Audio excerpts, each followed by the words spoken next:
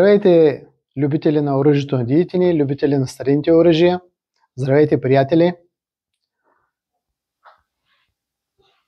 Започваме поредния епизод от инициативата на нашия клуб, с която бихме искали да запознаем вас, нашите зрители, нашите приятели, с традицията в производството и употребата на оръжието на дедите ни.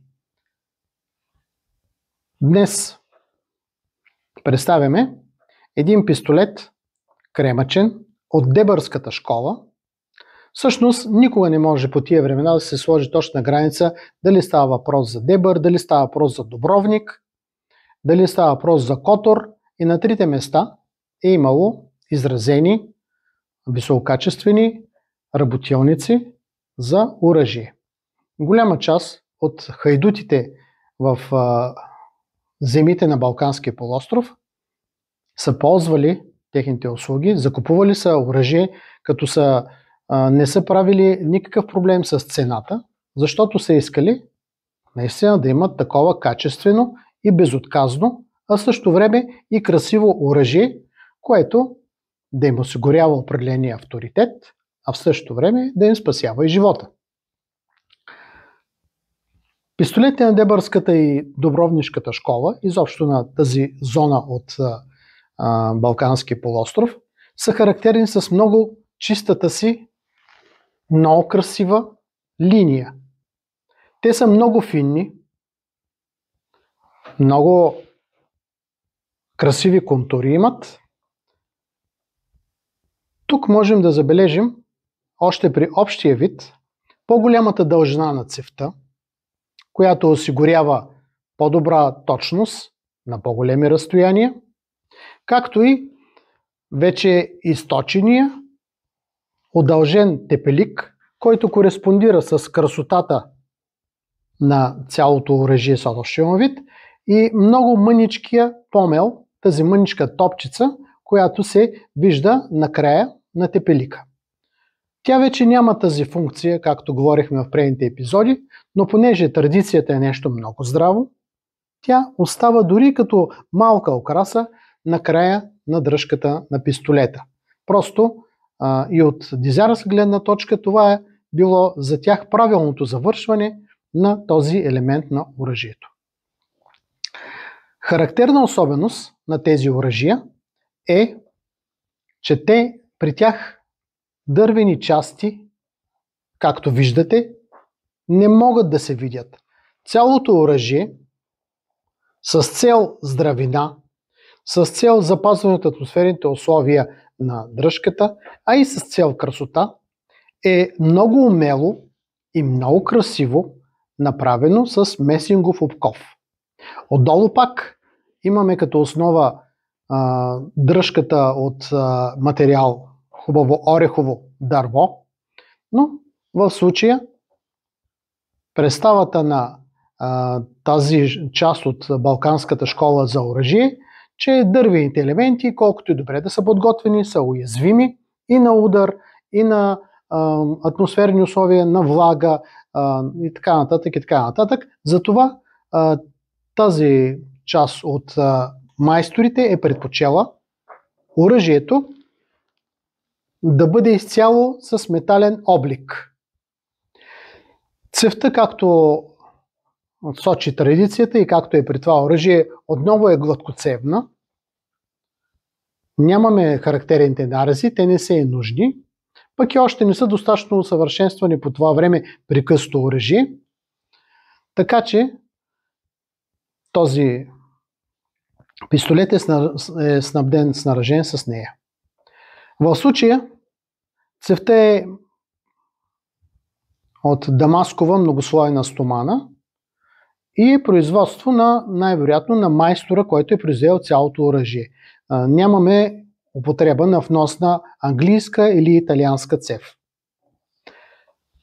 Кремъчният механизъм е познатия ни микилет, макар и с някои допълнителни доработки от майстора-производител, а също, за да бъде в унисон с красотата, финността на линията на оръжието, механизма може да забележите е доста по-мъничък, по-фин, но това не го прави по-малко ефективен и по-малко здрав. Просто той е произведен, за да не стои грубо върху ложата на оръжието. Отново имаме много богата орнаментна украса, която в случая е по-близка до османски тип украса. Голяма част от майсторите в Балканския полуостров, поради това, че мюсюлманите са донесли тази оръжейна традиция на Балканите, са чиракували при майстори мюсюлмани и са освоили от тях този тип украса. Спусъщата скоба е доста финна и нежна. По същия начин е от много фин материал, който се вписва в красотата на оръжието и в същото време много надлежно и подходящо защитава спусъка. При нея също има допълнително нитвана украса от месинг, за да може красотата на оръжието, външния вид да бъдат завършени. Този тип оръжия обикновено са вървяли в комплект по 2 броя, като освен красотата, единствената практична цел е била, ако случайно, по някаква случайност, едното оръжие, както казват оръжейниците, не хване, т.е. не поможе да произведе изстрел, веднага се изважда следващото, второто оръжие и с него се поразява целта. Имало и случаи, когато майсторите са произвеждали тези оръжия с десен и с ляв механизъм, за да може, когато се наложи при по-усложнени условия по време на битка и така нататък, и когато стрелецът, собственика на оръжието е можел да стреля много добре и с лява и с дясна ръка, тогава едновременно да има възможност в 2 различни позиции с двете ръце да произведе изстрел по 2 различни цели. Много красива поредица от такива оръжия има запазена в музеите в цял свят, като обикновено заедно с чифта пистолети, дебърско или добровнишко производство, върви и пушка дългоцевна, която по същия начин е орнаментирана, по същия начин е украсена и при нея няма също нито милиметър от дървената повърхност на приклада, който да се вижда. Всичко по същия начин е направено с това, бих казал, брилянтно умение на майстора да уподоби формата и размера на дървената част с голяма точност и по този начин да даде една красота и елегантност на оръжието, а в същото време здравина и да защити оръжието от атмосферните фактори.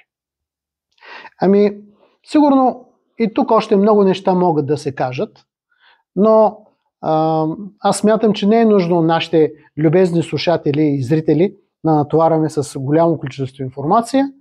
Пак обещавам в следващи епизоди да влизаме в много по-големи подробности, но нека тук да поставим само началото на тази наша инициатива, на тези наши епизоди, а по-нататък ще разнообразим нещата. Щях да пропусна отново с иновациите в традицията.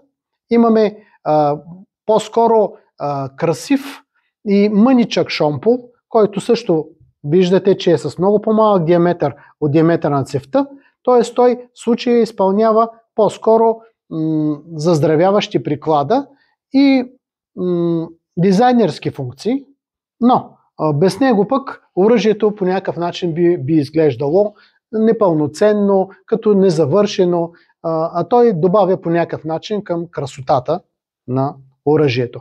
Още повече се получава баланс. Значи тук в предната част имаме заоблена малка част, която завършва подсевието, а отзад при този тънък и заострен тепелик имаме друга заоблена част, която е малкия помел, завършек на оръжието, и по този начин дори в очите на и майстора, и на клиента имаме една завършеност, един баланс на украсата на това оръжие. Ами това е, приятели. Ако ви е интересно, ако харесвате това, което правим, нашето задължение ще бъде да продължаваме тези епизоди с нови и нови екземпляри от интересни, различни оръжия.